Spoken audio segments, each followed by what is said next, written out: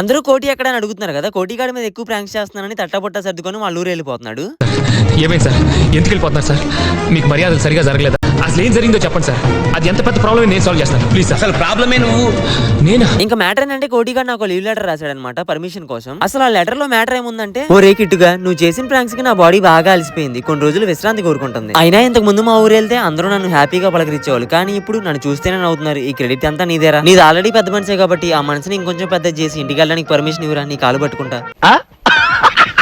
ఇంత రిక్వెస్ట్ చేస్తూ అడిగాడు కాబట్టి పర్మిషన్ అయితే ఇచ్చేసాను. వెళ్లే ముందు మళ్ళీ ఒకసారి వాడితో ఆడుకుందామని వాడి దగ్గర ఉన్న లగేజ్ అంతా దించేసి ఆ చలికి వాడినే బైక్ డ్రైవ్ చేయమన్నాను.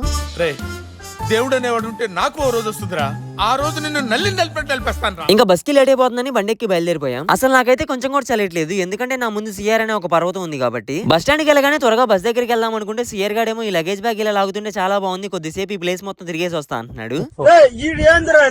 ఇంకా ఫైనల్ గా కోటిగాని బస్ ఎక్కిచ్చేసి సాగనంపేశాం. మళ్ళీ వస్తాడులేండి, మీరు మాత్రం వెళ్లే ముందు సబ్స్క్రైబ్ అండ్ ఫాలో చేసేయండి. మళ్ళీ కలుద్దాం, వెళ్ళొస్తా.